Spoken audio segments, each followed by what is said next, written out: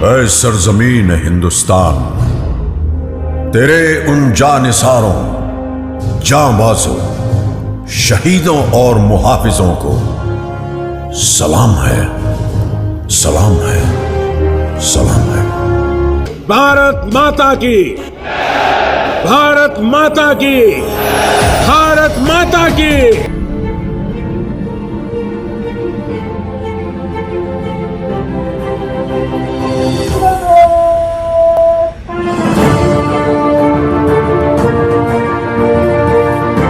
वंदे वंदे वंदे वंदे वंदे वंदे।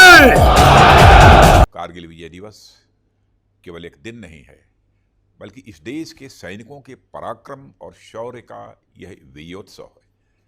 साथियों, हमारे देश में अनेक पर्व ऐसे आते हैं जो इस देश के वीर सपूतों के शौर्य और पराक्रम की याद दिलाते हैं। वैसे तो हमारा देश इन वीरों के प्रति कृतज्ञता को कभी नहीं भूल सकता, फिर भी ये दिवस उन वीरों के सम्मान में हर बार एक नई ज्योति जला जाते हैं। कारगिल विजय दिवस भी उन्हीं महान पर्वों में से एक है। मैं आज के दिन मातृभूमि पर अपना सर्वस्व न्यौछावर कर देने वाले उन महान सेनानियों का स्मरण करता हूँ और उन्हें शीश झुकाकर अपनी श्रद्धांजलि भी अर्पित करता हूँ। साथ ही उन शहीदों की माताओं और उनके समस्त परिजनों को भी मैं शीश झुकाकर नमन करता हूँ। कारगिल न केवल हमारे राष्ट्रीय स्वाभिमान का, बल्कि एक इनजस्टिस के खिलाफ उठाए गए एक बड़े कदम का भी प्रतीक था और रहेगा। कारगिल विजय के शिल्पी तत्कालीन प्रधानमंत्री श्री अटल बिहारी वाजपेयी जी ने उस समय राष्ट्रीय सुरक्षा पर अपना जो दृष्टिकोण प्रस्तुत किया था, उसका जिक्र मैं यहाँ करना चाहूँगा। उन्होंने कहा था, हमने यह साबित कर दिया कि हम किसी बाहरी दबाव के सामने नहीं झुकेंगे। हमने यह भी साबित कर दिया कि हम एक जिम्मेदार राष्ट्र हैं।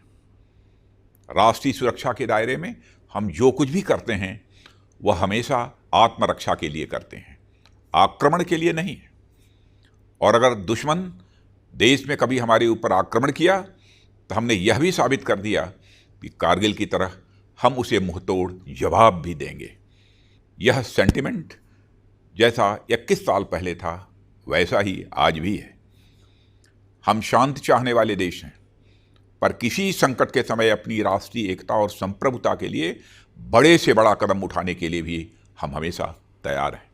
अभी हाल ही में मुझे लेह लद्दाख जाने और वहाँ से इन वीर सपूतों को श्रद्धांजलि देने का अवसर प्राप्त हुआ था। इसके पूर्व हमारे आदरणीय प्रधानमंत्री श्री नरेंद्र मोदी जी का भी वहाँ जाना हुआ था और उन्होंने वहाँ अपने सैनिकों के साथ एक जीवंत संबंध स्थापित किया। मैंने अनुभव किया कि कितनी कठिन और विपरीत परिस्थितियों में भी हमारी जांबाज बहादुरों ने अपना संयम और धैर्य बनाए रखकर दुश्मनों को मुंहतोड़ जवाब दिया था। वे अपने दिल और दिमाग दोनों से इस देश को समर्पित थे और मुझे कहते हुए खुशी हो रही है कि 20 वर्ष पहले के मुकाबले मैंने वहाँ बहुत बड़ा बदलाव देखा। वह चाहे इक्विपमेंट प्रोफाइल हो, हाल ही में डिप्लॉयड गन्स हों या फिर एरियल एसेट्स हों, जो न केवल ट्रूप्स की बल्कि टैंक्स और बीएमपीज की भी स्पीडी मोबिलाइजेशन में सक्षम है। मित्रों, यह दिवस हमें याद दिलाता है कि एक सैनिक हमेशा एक सैनिक होता है। वह न किसी जात का होता है, न किसी मजहब का, न किसी वर्ग का होता है, न किसी वर्ण का। उसका एकमात्र धर्म होता है कर्तव्यनिष्ठा। सैनिक का एकमात्र धर्म होता है अपने राष्ट्र के प्रति कर्तव्य और सेवा भाव। यह कहते हुए मुझे गर्व होता है कि हमारी आर्म्ड फोर्सेस की इसी कमिटमेंट के कारण हमारा देश एक सुरक्षित और गौरवपूर्ण जीवन जीता है।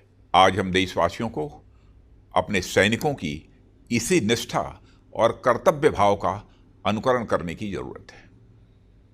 हम सबको अपने देश का एक ईमानदार सैनिक बनने की जरूरत है।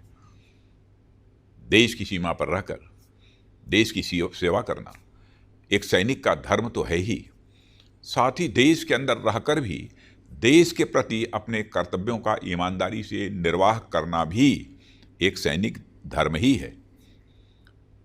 इस देश को सुरक्षित रखने का कार्य अगर हमारे सीमा के सैनिक कर रहे हैं तो इसकी एकता, अखंडता और भाईचारे को बरकरार रखना हमारी जिम्मेदारी है।